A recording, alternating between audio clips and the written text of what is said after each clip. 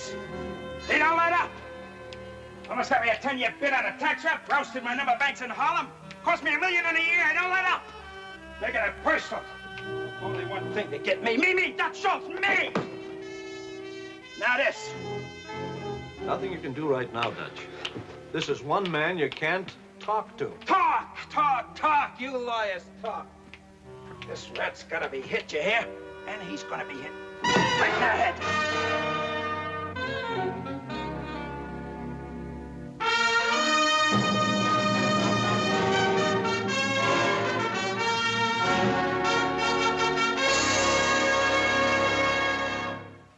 They left their prints on the guns, the victims, and the times. The prints of the men who terrorized New York in the 20s. That strange and nightmarish time when a gangster sat in judgment and passed sentence on a public prosecutor. Yes, they left their prints on the guns, the victims, the times, and finally on each other. Dutch Schultz, born Arthur Flegenheimer. From a hole-in-the-wall speakeasy in the Bronx to one of the most feared gang lords in the city of New York. Ruthless, wild, unpredictable, a troop of 100 triggers on his payroll, the Dutchman was considered an outlaw even in his own outlaw world. And nobody in the mobs would stand up to the Dutchman. But a young, soft-spoken district attorney came along who said, this evil force has to be destroyed. And Tom Dewey became the obsession, the black beast in the waking and sleeping hours of Dutch Schultz. The Dutchman decided that Dewey had to be hit. My name is Barney Ruditsky, Gangster Squad, Police Department, City of New York. Hitting a federal attorney appointed by the governor of New York as special prosecutor was not just another mob action. For this, the Dutchman had to have the permission of the syndicate. The Board of Governors met. There was Strella from Chicago, Pocris from Detroit, there was Raskin from Cleveland, Ram from Los Angeles, and representing the East Coast, there was Mr. G, the Prime Minister. Dutch, how are you? All right, boys, let's get on with this. First, I want to thank you all for showing on such short call. The question is an important one, needs a quick answer. Anyway, Schultz feels it needs a quick answer. I'll let Dutch put the question. I say we hit this Dewey. Go on, Dutch. Well, it ain't just me, my interests, I mean. This here Dewey's declared himself. And if you let him knock me down, well, Strella, you're next. Pocris, you, and you, and you, and you. One at a time. He hits one, he hits all. Well, it's about the crop. We can have discussion. Go ahead, Strella.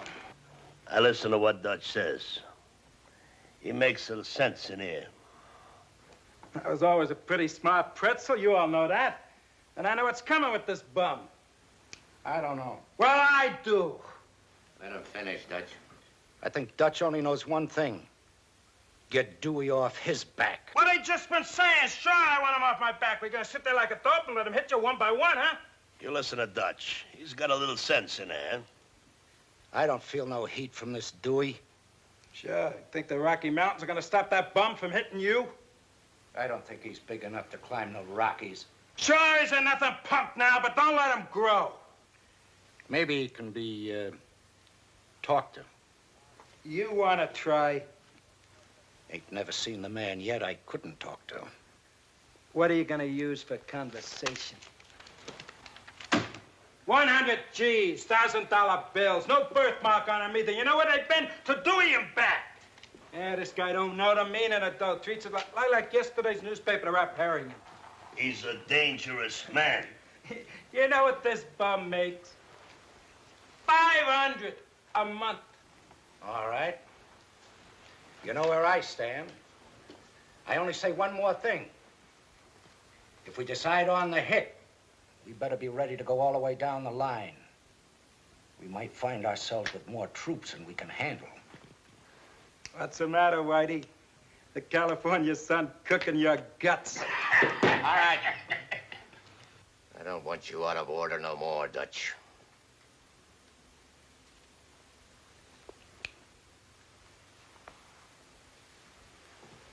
Any more discussion? I listened carefully. I don't think we make no hasty move. You take a week for consideration. I put the motion.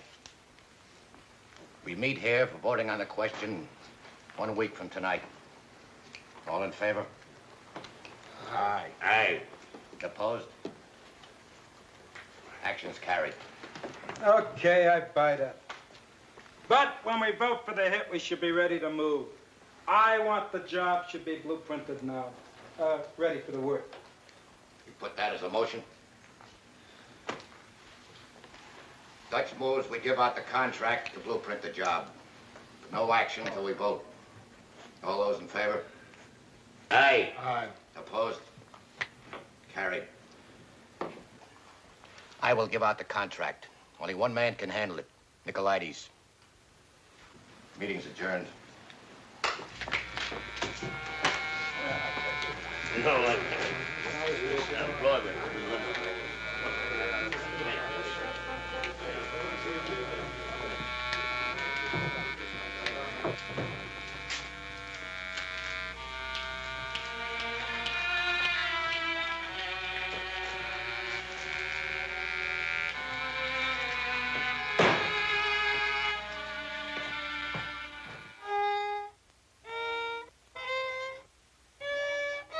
This is a heavy contract. So we use heavy artillery. For this one, you use heavy brains. This one is for the syndicate. Oh, damn, she's gonna kill me. Who we hitting when? You don't hit nobody. A Schlamann? For that we send you the chicken flicker, half price. First, you make the plan. You give me the plan, I send it to Mr. G. If he likes the layout, he gives me the word. I get the word, I give you the word. Then you make the hit. Who's the target? Dewey.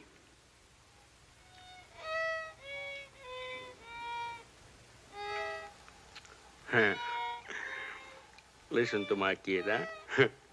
He's only 36 months. Wonderful, huh? Nico. Hmm. You said Dewey. That's right. The Dewey? That's right. Tom Dewey? Thomas E. Dewey? I said it was a heavy contract. Hey, Manel, what do you think?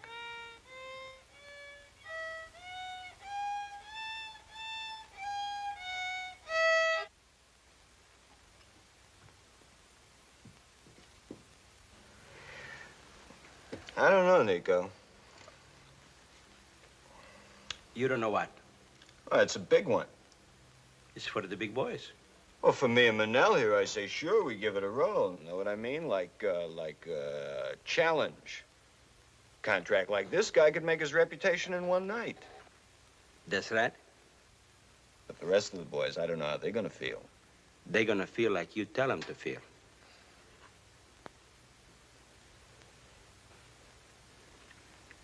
Well? How much time? Mr. G wants to see the layout next week. Dewey. Gonna be a big stink. Why don't you let Mr. G worry about that, huh?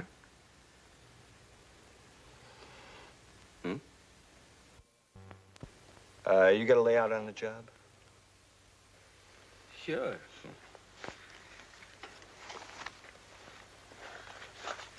Now, Dewey lives here in this apartment house. Here. Central Park West. It's a good wide street, lots of room for the wheels, huh? Now, he leaves every morning 8:30. Here. Goes to the corner drugstore. Here. For what? To phone his office. He's afraid his phone is bugged. Now, between the house and the drugstore is the only place you got room to make the hit.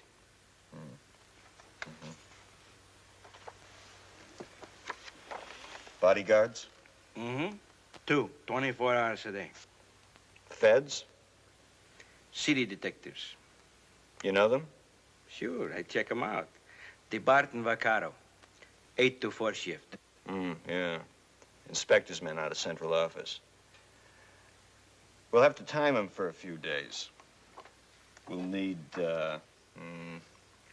5. No, 6 men. A finger man, 2 triggers, a wheel man, 2 flank men, here and here, in case of chase. Yeah, 6 good men. Yash, for this job, if you need them, you use the whole troop. Okay, Nico, we'll case it. Give it a dry run. Boy, Yash, you do a good job, huh? You ever have a beef on the work? No. But for Mr. G, this one, extra special, huh? Coming up. One extra special.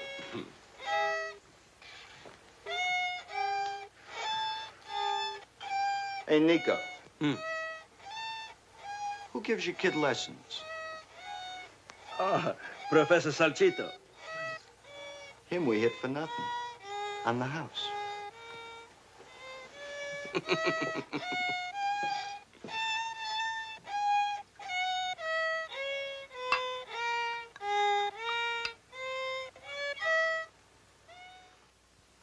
Coming up, one extra special.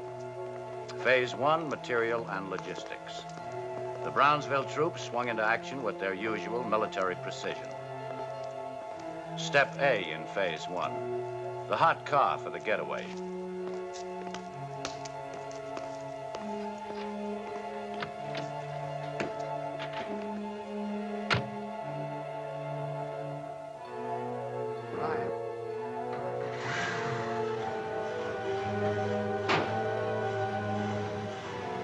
Brought to the drop where it would remain under wraps until D-Day. D for Dewey. The specialists went to work. Unregistered plates put on the car. New white sidewall tires. Paint job. By the time the specialists finished their work, the car could be sold back to the original owner and he'd never know the difference. Step B in Phase 1.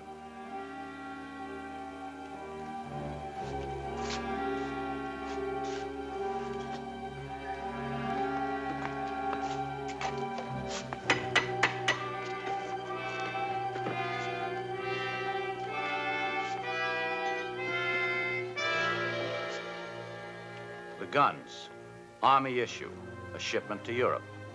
The weapons would not be missed for months. Step C in Phase 1, added insurance, expert gunsmith. Numbers on weapons removed, acid tests now showed no latent imprint. Gun barrels threaded,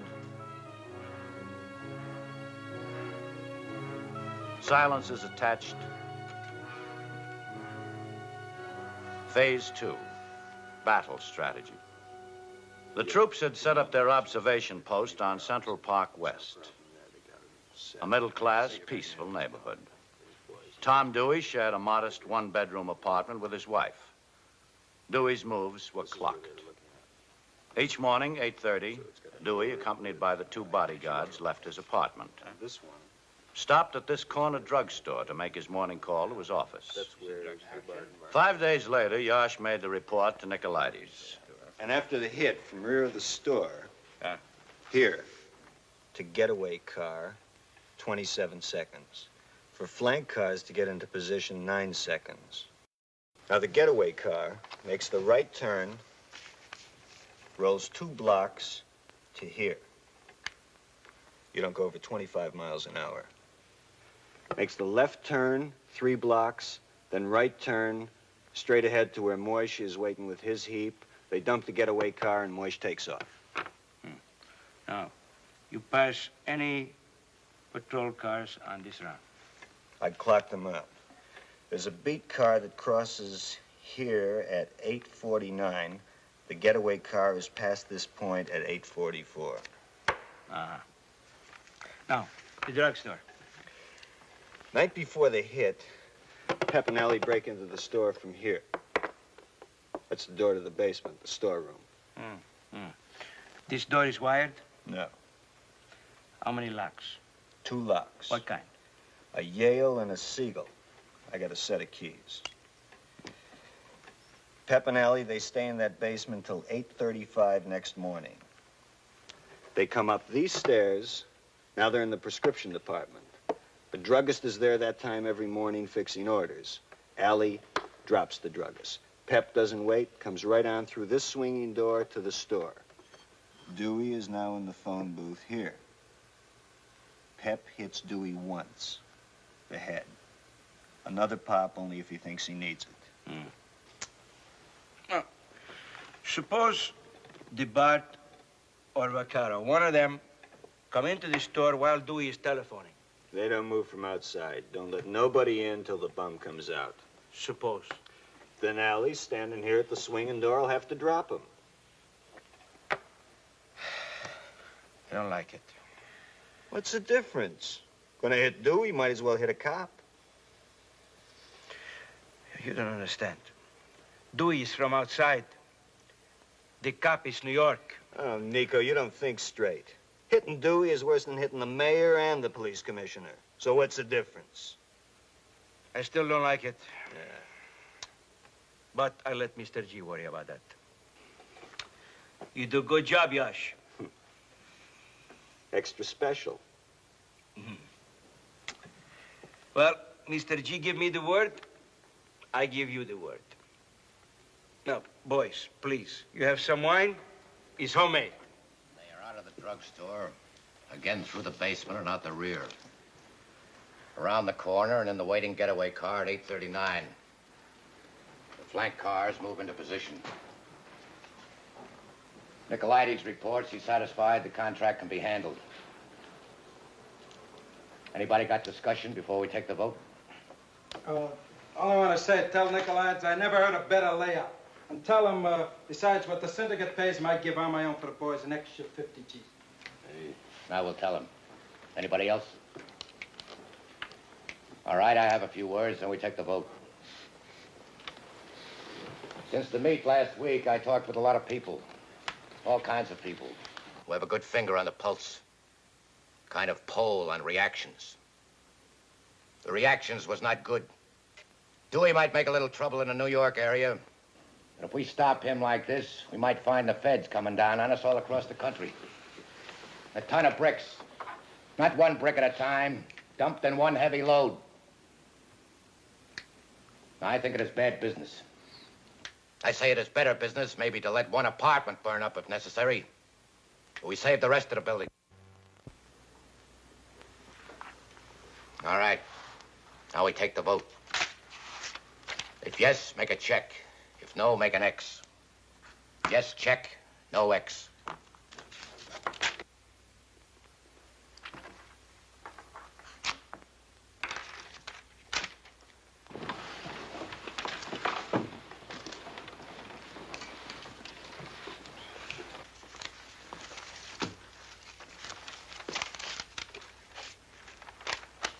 No hit. No hit. No hit. No hit. Hit. No hit. No hit. No hit. No hit. No hit. 9 no's, 1 yes. Question is voted down.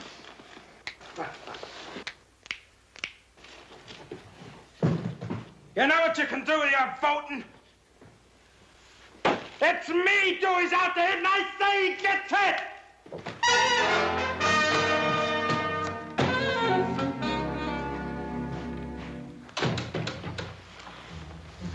Bill, you will call Mr. Nicolaides. You will tell him to be at my apartment at 11:30 tonight.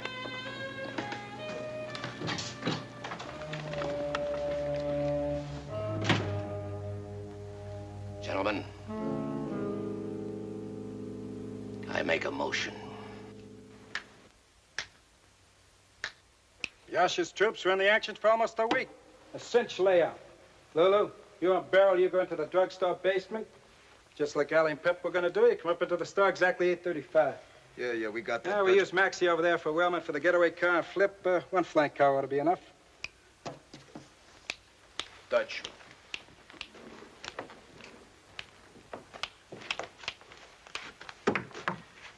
Dutch, don't you think we're pushing kind of fast to make a hit tomorrow morning? Job is all laid out, no? I know, but we don't even have time to clip a hot car, no plates, guns, Here's nothing. what we got.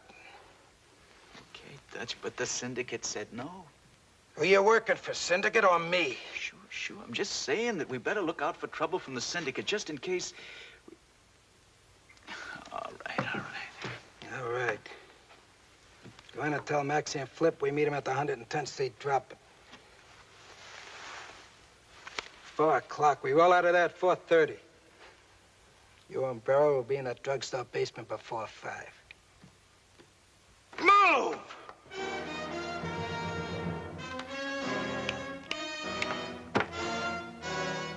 Dewey.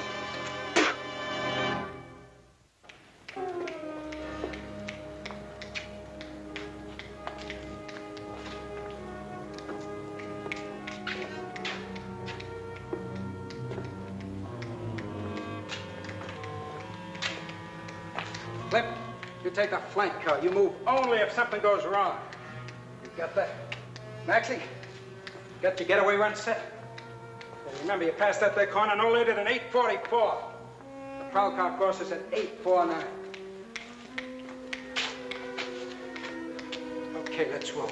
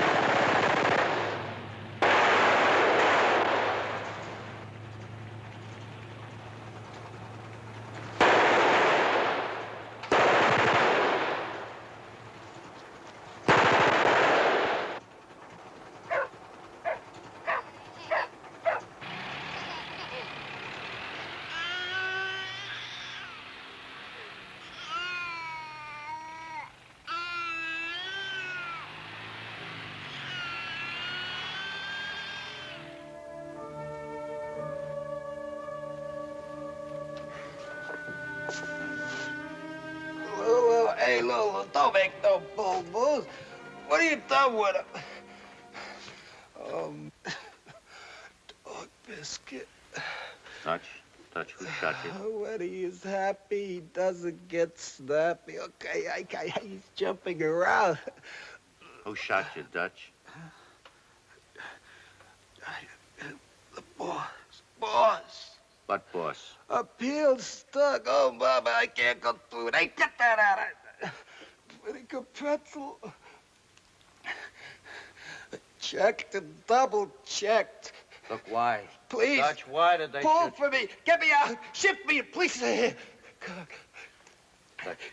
Gotta keep them under control. My gilt-edged stuff. The rats are too dead. Dewey, hit. Please, pull me out. I'm half crazy. Somebody tied my shoes. Give me something. Lulu, get me in the car, Lulu. Come on, give me. Oh, please, put me on my feet. Let him leave me alone. I want to pay. The Dutchman's obsession. Dewey would get him. He was right. Tom Dewey finally put an end to his murderous career, but not the way in which Dewey had planned it. Dutch Schultz, born Arthur Fleckenheimer, from a hole-in-the-wall speakeasy in the Bronx to the most feared gang lord in New York. Ruthless, wild, unpredictable. Died, age 34. His last words, I want to pay. He did.